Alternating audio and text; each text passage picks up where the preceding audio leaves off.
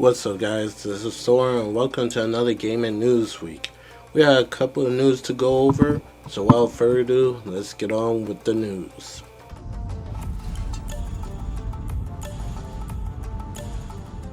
To start, our new PlayStation and Sucker Punch have announced a brand new update for Ghost of Yotei is set to release on November 24th. This big update brings New Game Plus with 2 new trophies, new hard difficulty, 10 new charms, more armor sets, new FOMO features, a replay mission option, and a lot more. Which is very nice, especially some people who now just finished Ghost of Yotei.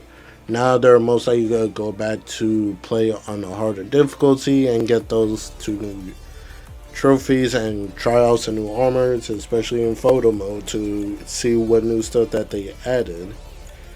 And I was honestly surprised to see this news because usually it takes a while for new game plus updates to release. They're not usually come out day one.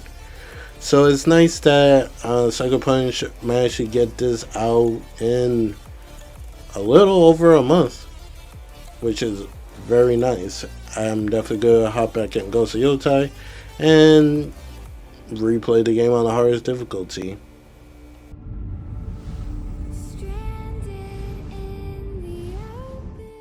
It is official. Avalanche Studios have shut down Liverpool Studio. If you don't know Liverpool Studio, they are the team that was behind the Just Cause games, and they are officially shut down now. And this was the statement that was put out, and it reads: as we announced earlier this fall, we initiated a collective consolidation process regarding the proposed closure of Liverpool Studio. We can now confirm that this process has concluded, that the studio has closed, and that we have parted ways with 31 people.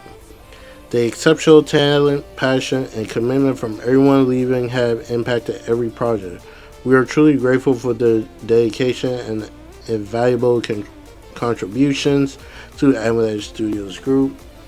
Our focus remains on supporting the Avalanchers through this transition and to carry on making great games for our players' community. So, I'm not going to front say like I'm upset about it. I never play their games, so I'm just gonna get that out of the way. Yeah, it sucked that they lost their job and stuff. And it's crazy because to my knowledge, the studio mostly known for is the Just Cause games, and honestly, some people don't even like those games. So it sucks. I'm hoping that those 31 people who got let go, they are able to work in different parts of the company, or somebody could like pick them up to add them, because it kind of sucks, especially when you have to move to that studio to work there, and some people don't really have the money, unfortunately, to be doing all that. So, hope all I can say is just hopefully those people can get back on their feet, and we'll find out what Avalanche is gonna do in the future.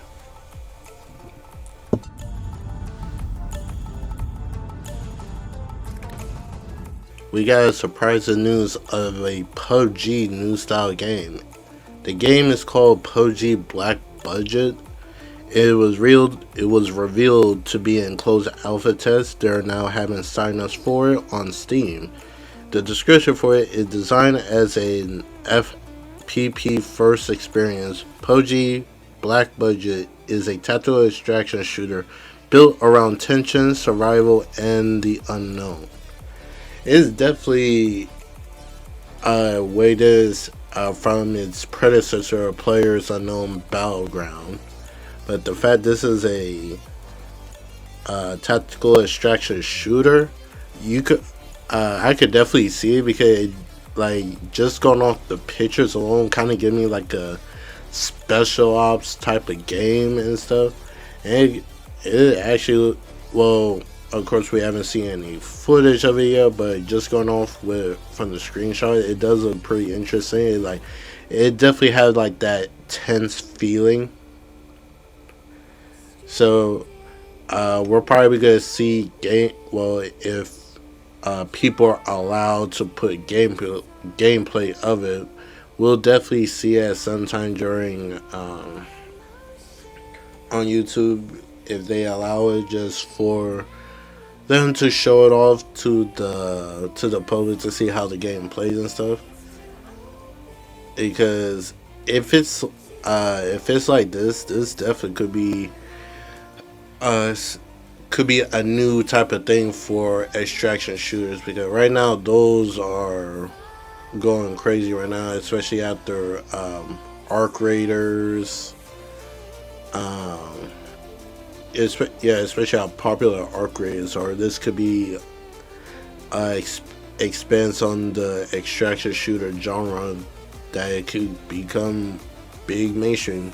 It's the same thing that happened with Battle Royale, now Souls, and next it could be an extraction shooter.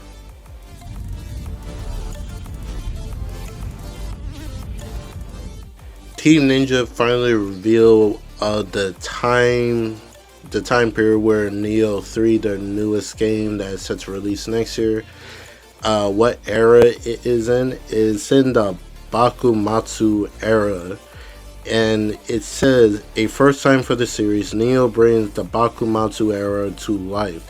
The end of the samurai era. We're also introducing a new cast of distinctive characters and powerful yokai that await in the Bakumatsu era Kyoto. Alright, so basically Nioh 3 takes place at the end of the era of the samurai. So what could this potentially mean? Could this be the end? Could Nioh 3 be the end of the Nioh franchise? Because after the samurai period, where will they go next? They can't really go back. It'll be kind of weird if they do a Nioh 4 and then go back to a previous era after the Bakumatsu era. Doesn't make sense, honestly. So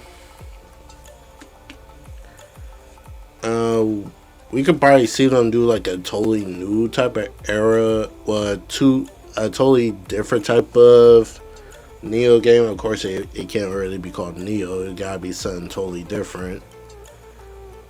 So we'll see what happens after Nioh 3. They're probably just gonna wrap up the franchise and probably do a totally different game altogether.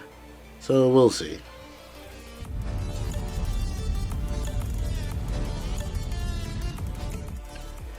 Team Kill Media has announced that on November 26th at 1 p.m. Eastern Time, they'll be showing a Code Violet gameplay overview trailer and a behind the voice of the main character, Violet Sinclair.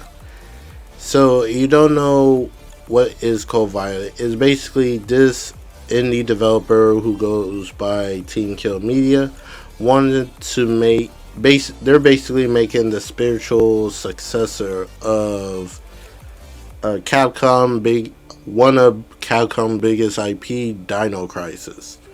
And a lot of fans have been asking for a remake or a remaster of Dino Crisis, but unfortunately they never got it because Capcom is focusing on other franchises right now. So basically this team basically saying, hey, if they're not gonna do it, then we will. And so far, for what they show from the trailer and gameplay, it does look very promising. Granted, the game was set to release this month, but unfortunately it got delayed into December, so they could focus on more polishing and stuff. So on November 26th, when we get a gameplay overview, we'll see a more polished, well, a more updated look of the game. So, wishing the team luck, because I believe this is their first game. So it's always nice to see a new indie studio come out with their first ever game just to see how the community will react to it. So far, people are liking it and stuff, and it's not really that. And it does kind of help that they're not charging a full $70 for the game. I believe it is 50 bucks, 60 for the deluxe edition, I believe. So yeah, if you go on the PlayStation Store, you are able to pre-order it. Pre-order it. I believe it's on all platforms like PlayStation, Xbox, and PC. So if you're interested in Cold Violet and wants to give them a chance, there you go. Or wait till November 26th to see if the game that you envision a Dino Crisis to be, if they could pull it off.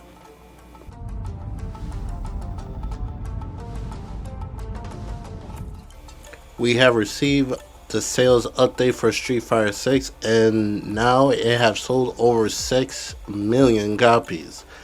Kudos to the team, kudos to the Street Fighter franchise for selling so much.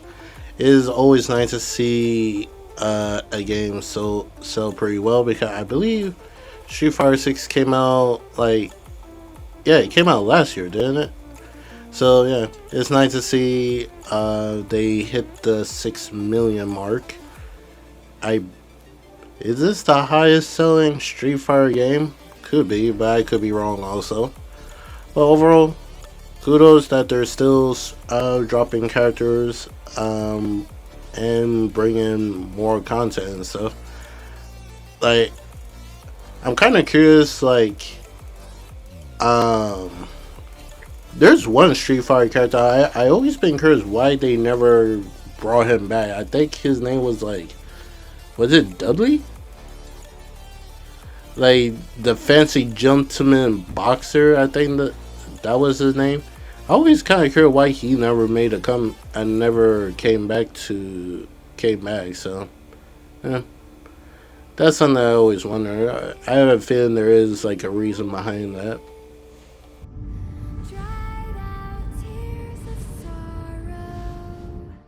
After delaying their earning call, Ubisoft finally revealed how well they did in their first half of their financial year, and they did say that next year the Prince of Persia: Sands of Time remake is set to release before April of next year. So from January to March, we'll see the release for it. In my opinion, that is a little bit worrying because there has been no marketing, no updated look of the game whatsoever. It is possible they probably have something for the Game Awards, so that's a possibility. But yeah, but all the speculation that Ubisoft was going to get bought, yeah, that's not the case. So we'll see. We'll see how that goes. But for the highlights from their earning is their operating income is 120 million over budget, which is a big yikes. Ubisoft continuing its reconstruction that aims to cut down costs by at least 100 mil by April 2026.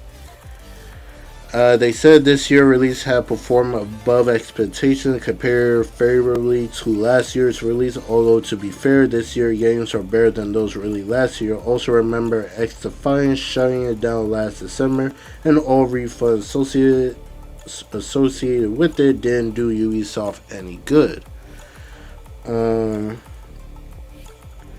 Digital subscription doing pretty well.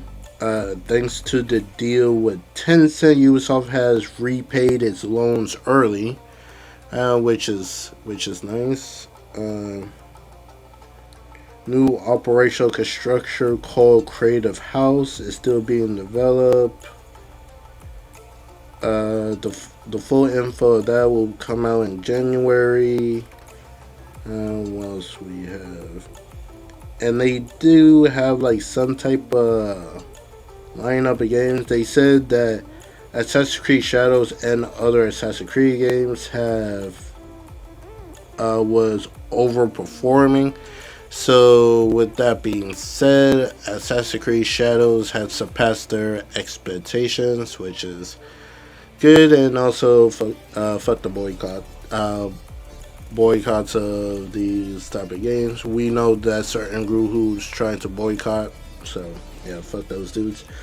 Um, 211 million session days, 35% the last 2 years, which is, I guess, is a good. They boosted the sales boosted thanks to Shadow's new game plus. Rest of other catalogs have performed strongly. They're planning to reach broader audience with the Nintendo Switch 2. They gave an update for Assassin's Creed Mirage. It had reached the 10 million player mark thanks to Valley of Memory DLC. So overall, uh, Ubisoft had an impressive Q1 financials compared to last year. Yeah, because like last year, what they had, what was that game? Something Bones, that ship game, and the whole shutdown of X Defiant resulting in refunds. So that was a whole other thing. And of course, like the Tencent is putting them back on track. So I'm hoping to see more good things for Ubisoft. Uh, they also having Anno 117, The Division Resurgence, Rainbow Six Mobile, and an unannounced game that is believed to be Assassin's Creed Black Flag remake, which would be kind of interesting because if Assassin's Creed 4 Black Flag comes out next year, and if there's no issues, the Prince of Persia remake also come out. I'm kind of curious. I'm kind of curious where, which one would do better. I'm kind of. It is kind of interesting because people would say that other than the Assassin's Creed 2 series with Ezio Auditore as the main character, a lot of people would say they like the Assassin's Creed Black Flag because it was a different take of the franchise with the whole ship combat and pirate theme. So, but at the same time, some people are a little bit stagnant when it comes to Assassin's Creed, and and funny enough, some people say that uh, Prince of Persia is the one that created the Assassin's Creed. So it is kind of interesting to think about, like which one will actually do better. And I have a feeling that Ubisoft will be looking at that very carefully.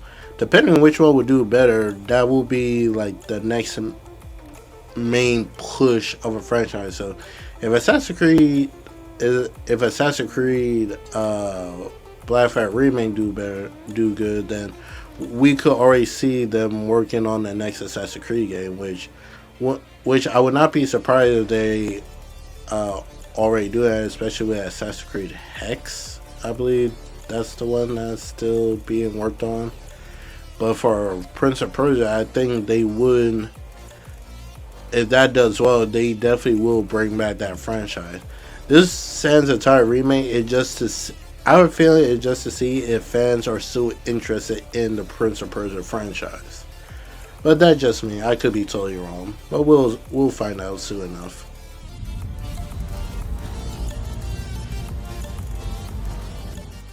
We got a surprise new game drop from the people behind Hohoverse, the ones who made Star Rail and Genshin Impact.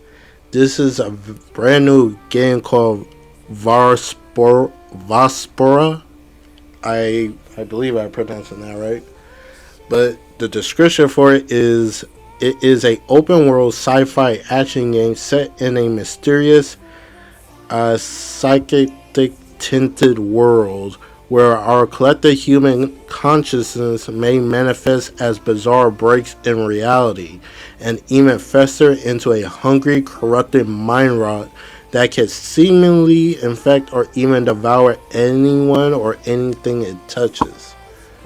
Overall, looking at the gameplay, I do like the art style of the game. It gives it some more like the best way I could describe it is like it's Unreal Engine, but looking at it is like the character models of Kingdom Hearts 3. If that makes sense. Like you compare like you look at the character models and compare it to Kingdom Hearts 3, they're almost close resemblance. If you put it like if Sora was in more like a realistic world, like the trailer from Kingdom Hearts 4, the character models remind me of that. And overall, I definitely do like it. Like the comparisons, like you got for Psychopaths, there's probably like a incident of Persona 5, Scarlet Nexus, and Psychonauts. And the vibe of it is a third-person paranormal adventure, like Control from Remedy, and I really like it. Like they dropped like a 31-minute gameplay trailer out of nowhere. Is like Eastern developers are really going nuts this time around. And I do like the vibe. I am into like more the I do like a good mystery type of thing. So I'm wondering, will this have like some detective type of stuff going on? This gameplay does show you will be able to drive around the world and stuff. And I saw somebody saw like a street sign while you're driving, and they pretty much narrowed down like the game takes place in Singapore. So that's all cool and stuff. The character models. This gameplay is running on a PC. I believe it's a 40 RTX 4090 GPU. So there's some stuff it is similar to Genshin Impact. You got the 3 character stuff, so that's pretty much the norm. And we do not have what platforms it will be on. Well, clearly it's gonna be on PC. But yeah, but with this game and the sprawls and the game like and Antenna and not Anada. There we go. You got this game, Anada and GTA. Apparently, there was like a. This game was like in the works in 2020, but it got put on a shelf. But it was revived in 2023. So I am kind of curious. Are we gonna be close again this game? Man, yeah. Time will tell what happens. So far, we have no confirmation that this will come to consoles and stuff. But I wouldn't be surprised if it does at some point. I will post a link in the description, so if you want to watch the 31-minute gameplay yourself, is worth a watch it, because what they showed, this looks like could be a really good game.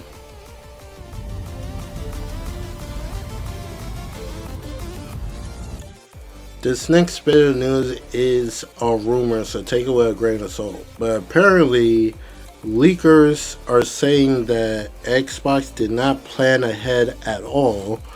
Apparently, they're saying the Xbox Series price may increase again due to severe RAM shortages, with Microsoft reportedly telling partners the impact is coming very, very soon. I I honestly don't know how true this is. Like I said, take it with a grain of salt until we know more about this. But apparently, due to some shortage when it comes to RAMs, that Xbox might increase the price of their console yet again. Because not too long ago, they already did that already. But the fact that they're gonna plan to do it again is very concerning because the Xbox is not in a good spot when it comes to their console currently right now, especially with the price increase of Game Pass, the price increase of their consoles and stuff. I don't, and to my knowledge, I don't know. I haven't seen anything that said that they actually have they had a Black Friday sale going on only for like their only for their like games and accessories like controllers and stuff, but no price cut for the consoles, which is very concerning in my opinion, because I don't think Nintendo is having one too. I could be wrong about that, but yeah, like currently right now, PlayStation having their own, and their deal is lasting until next like Christmas Eve, like somewhere around Christmas Eve or next month. So anybody that was in planning on buying a PS5 for the holidays for Christmas, they have a very long time to do so, and it's kind of wild to be honest. Like they even went so far to even make like a Japanese regionalized PS5 console for a cheaper price for trying to regain the Japanese market because they've been hella slacking on it. But this year, for the past couple of months now, they've been trying to do better for the Japanese market, which is nice to see because so yeah, they're already good when it comes to the Western market. When it comes to the U.S. and England, they just need to focus on regaining the Japanese one. Uh, it's definitely gonna be a tough battle to do because the Nintendo pretty have control over it. I don't think they believe they could beat Nintendo for the Japanese market, but they are at least hoping that they be able to get people to have a PS5 in their home alongside their Nintendo and Nintendo Switch. So that's the most I can see them try to go for. But we'll see what happens. And me personally, I'm really hoping this rumor about the Xbox price increase is not true because it it is really crazy to think about if this does turn out to be true because like it's gonna be like what the fuck are you guys doing? But yeah, that's neither here nor there.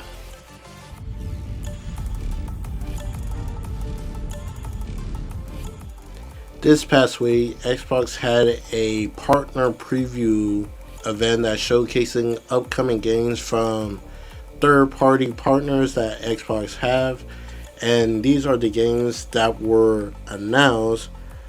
We have Armatus, The Mound of the Omen of Cthulhu, Dave the Diver, Crowsworn,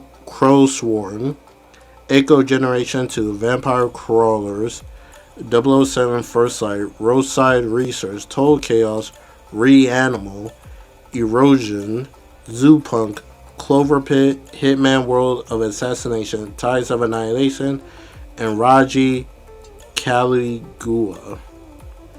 Those were some of the games that were shown during the event. I haven't seen much people talk about it. Some, I believe, some had like some gameplay trailers And so, like for the Hitman, they show like Eminem some shade is going to be a target in the Hitman game, which is kind of funny to think about. 007 First Light, I don't believe they showed anything new for that game, except they show like a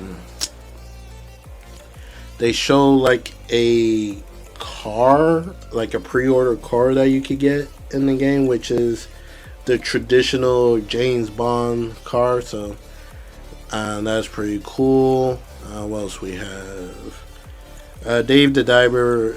Everybody who's a fan of that series should already know about. But we're not going to go over all the games that were shown during the pre-event. There is definitely two that really caught my eye, and that's going to be Zoopunk and Tides of Annihilation. First, we have Zoopunk. If you're not familiar with this is made by Thai Games, who are the developers of the game Fist Forged in Shadow Torch, which was a Metrovania 2D style game. And now they're making a brand new game, which is, to my surprise, is not a Metrovania type of game. It's actually a third-person action RPG hack and slash that blends diesel punk and sci-fi. The setting and description for this game is: the game is set decades before the events of Fist, chronicling the origins of Torch City, an animal metropolis facing technological revolution. The narrative explores the conflict between anthropomorphic animals and a mechanical army that gains self-awareness after the discovery of a powerful fire seed energy. A central theme is the differing perceptions of the soul. Animals believe it as innate, while the mechanical army believe it can be copied.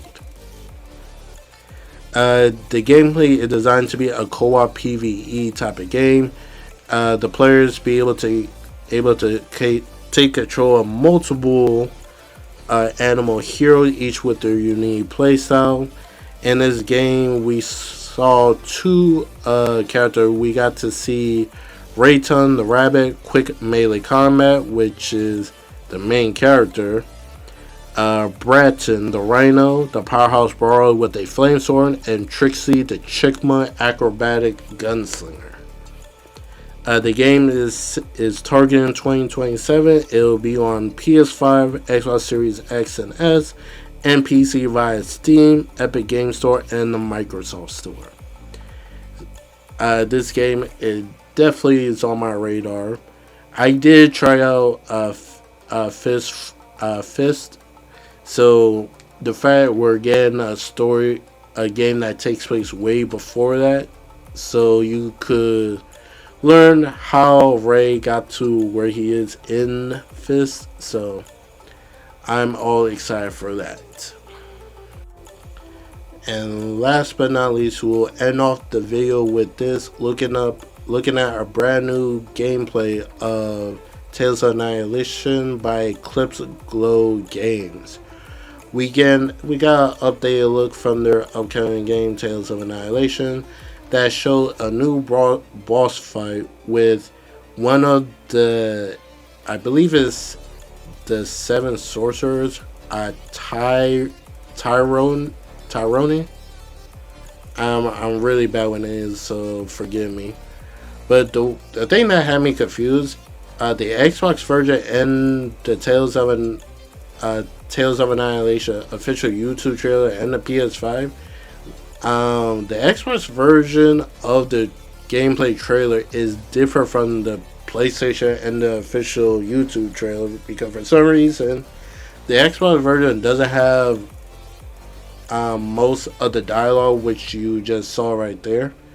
So it is kind of confusing to me why that's the thing. And also it didn't have like the full walk up scene.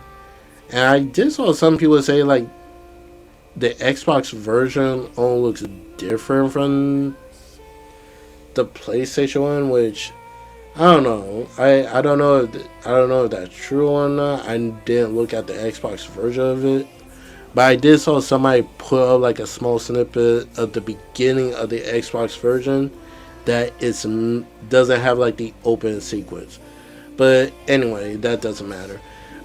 This gameplay goes over the mirror dimension, like a mirror like boss fight against this character that's able to make like a mirror dimension that Gwendolyn cannot pass through, but a spear by the character Lamrock is able to. So you got the boss fight definitely looked very intense. You have to be on your parries and dodge and stuff, and you also have to be alert just so you don't mess up your sequences.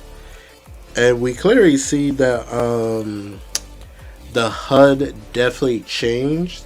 Like the bottom left corner where you see where Gwendolyn could control the other Knights of the Round Table. Before it was up in the left corner where her health bar is, but now they move it to the bottom where she'd be able to use her items. And the boss health bar was more on the bottom right side of the screen, and now they move it towards the center. Just a couple little subtle changes and stuff. But yeah, the gameplay definitely looked amazing. Unfortunately, they did not show a release date for it. If I would have to guess when this game will come out, I'm saying I'll be surprised for a 2026 release, but at most a 2027 in my opinion. But I'm welcome to be wrong. And if this is your first time seeing Tales of Annihilation, what this game is an action adventure game set in the modern day version of London, inspired by the myth of King Arthur and the Knights of the Round Table. Combines intense action with cinematic visuals. Play as Gwendolyn on a quest to save her sister by finding the Holy Grail. Features a dual frontline battle system that allows you to summon and command spectral knights.